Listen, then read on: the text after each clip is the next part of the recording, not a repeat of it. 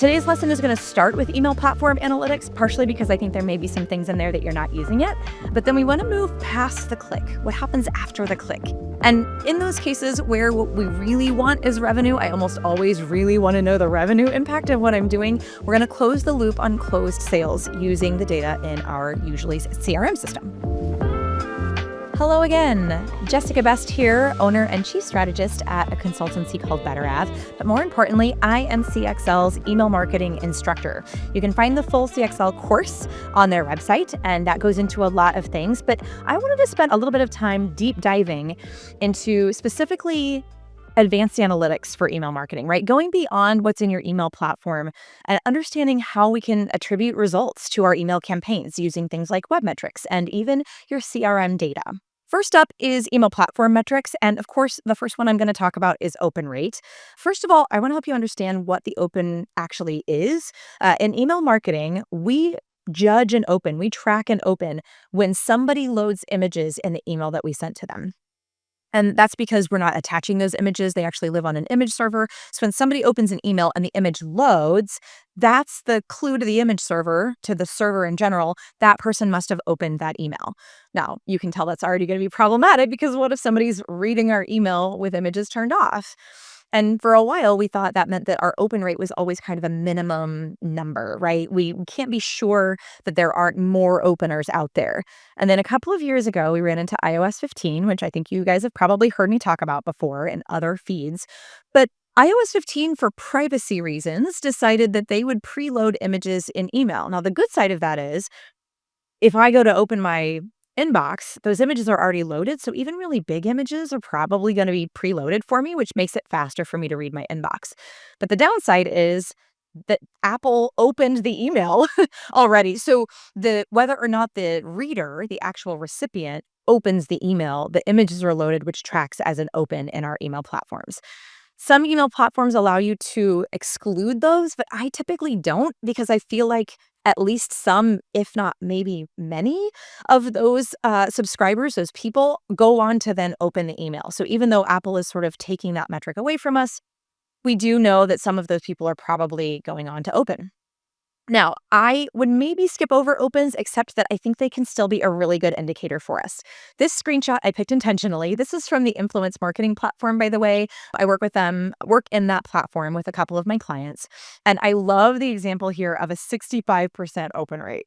That's astronomical, by the way. That's more than you should expect. Most of my clients are between 25 and 45%, having gone up in the last few years. But 65% means that this email did something right. So open rate still helps us when we're comparing between, let's say, last month's emails. The highest open rate for last month might be wrong, but so is the lowest open rate from last month. So we can compare and use the same wrongness to understand which of our campaigns is likely performing better than others. This one did really well because it only went to a small segment of our list. So 1,700 people who we knew this was going to be the exact right content for. And we were right. 65% of them opened, and then almost 2% of them went on to click on one of our links. So this is a pretty high performing email. But of course, clicks and click-through rate are probably going to be the better metric for us, the more true metric, I guess, for us.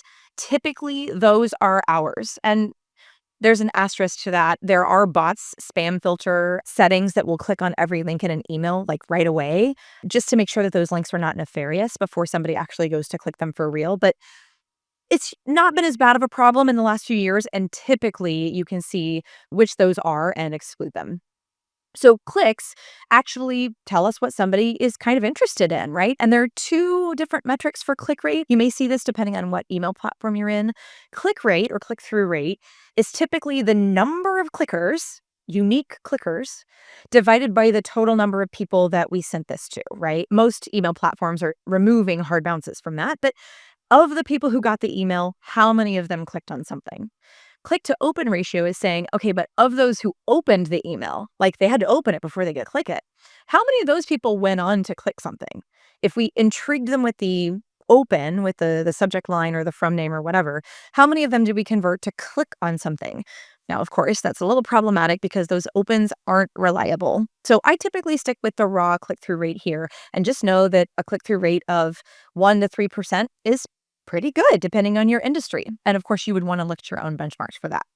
But what can clicks actually tell us as marketers? This is a great example from one of my clients. Lens is a financial services provider. And in this email, typically we would see that buttons do really well or the hero image gets a lot of clicks. We're actually seeing that lower in the email, this rapid fire pricing is getting one of our top click through rates. And as I looked at multiple emails, I noticed that that language did really well across multiple emails. So this is actually a good learning for us. This is messaging or a product that works really well for this audience. Plus, clicks can also tell us what each individual person on our list is interested in. So let's say I sent to Bob and to Sarah, and Sarah clicked on broker sign up because she's ready to buy or she's ready to join. But Bob clicked on broker resources or learn more. Bob's not ready to talk to a salesperson yet, but maybe Sarah is. That can be the power of what clicks can tell us right from the email platform.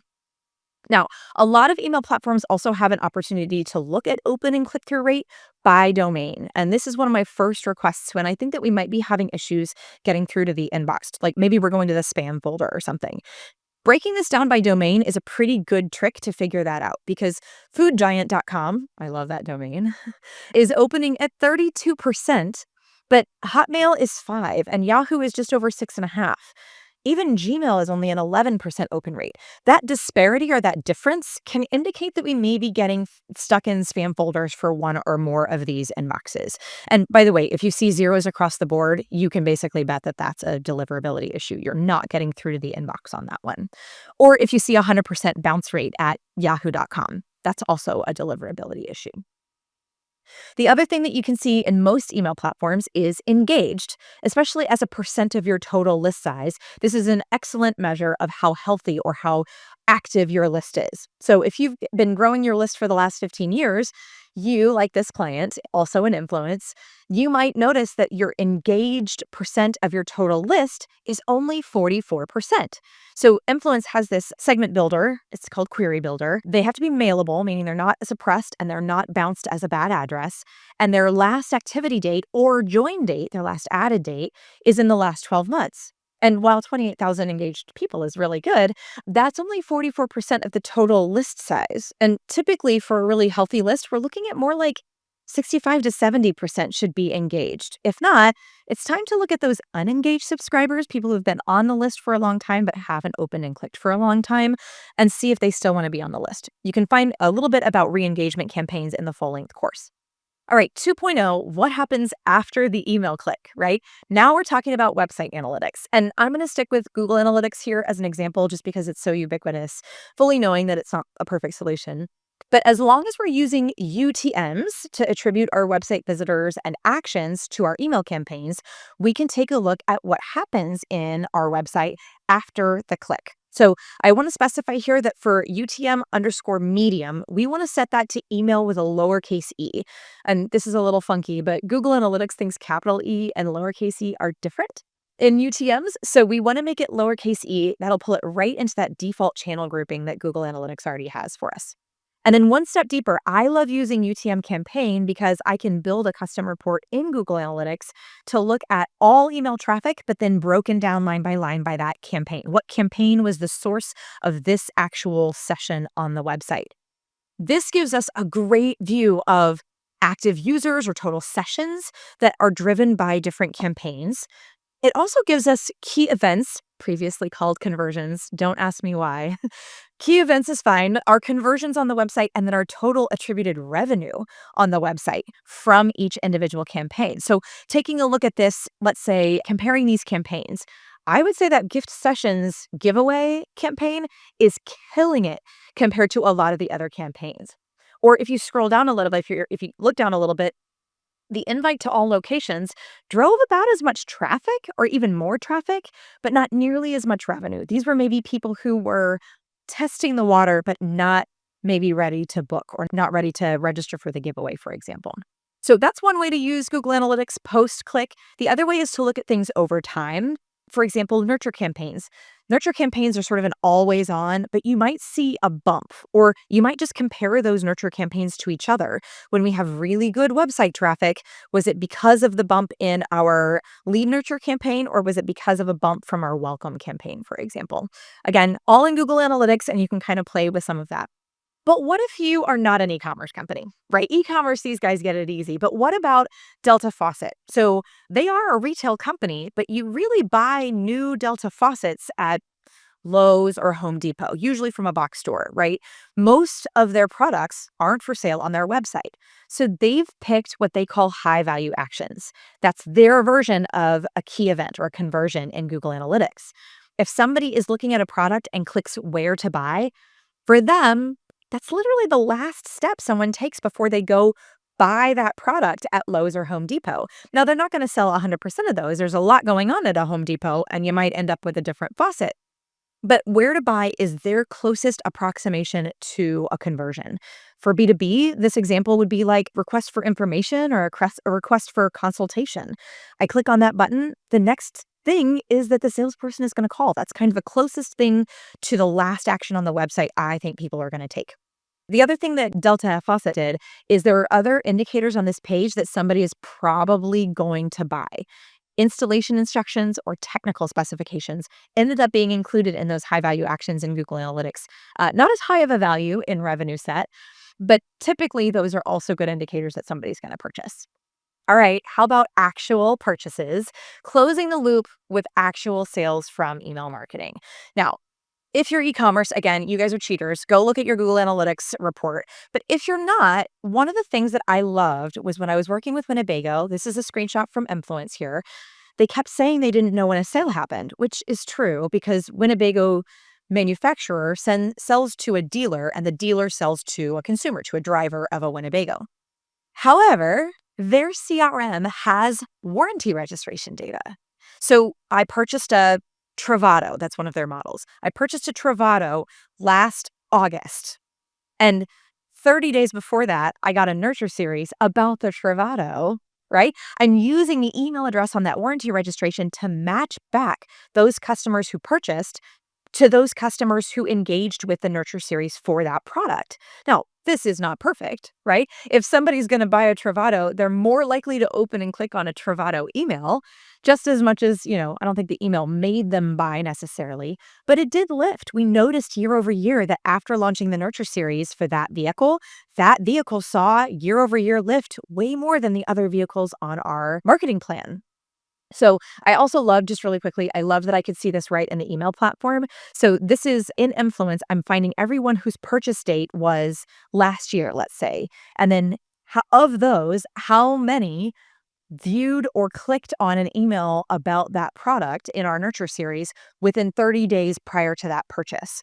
Now, again, not full attribution, but that correlation was so strong. It was like $50 million in sales were correlated to our nurture series. Like, even if only 5% of that was true, this nurture series had a huge ROI. So loving that I'm closing the loop here using attributed or matched back sales. Now, the other way that you can look at this is just looking at engaged subscribers. What's the value of your email program? Because an engaged subscriber might have a higher contract value or a higher lifetime value than somebody who either isn't on your list or just isn't engaged. They might be on your list, but they're not opening and clicking a lot. I've run this for a lot of clients, and typically the difference between someone who's an engaged subscriber, the value of them in our CRM, and the average value of somebody who's not a subscriber is pretty different. So again, those two things kind of cause each other, right? This isn't causation. It's more like it's correlation, but you can absolutely talk about the value of your email program using this value per subscriber segmented by whether they're engaged or unengaged with your email list. Quick recap, we've talked a little bit today about email platform analytics like opens and clicks, but also understanding what % of your list is engaged so that we can take action on that. We also moved on to website analytics attributed to email, looking at traffic, transactions, and transaction substitutes like high-value actions. Lastly, we used email address to match back closed sales to nurtured email addresses, just to see that email's impact probably on our sales. Or we can see the value of engaged subscribers versus non-subscribers and see the value of that email list or that email program. Hopefully this gives you guys a couple of great ideas to dig a little deeper into your analytics, get a little bit more advanced. If you have any questions, please let CXL know, and we're happy to address them in a future feed.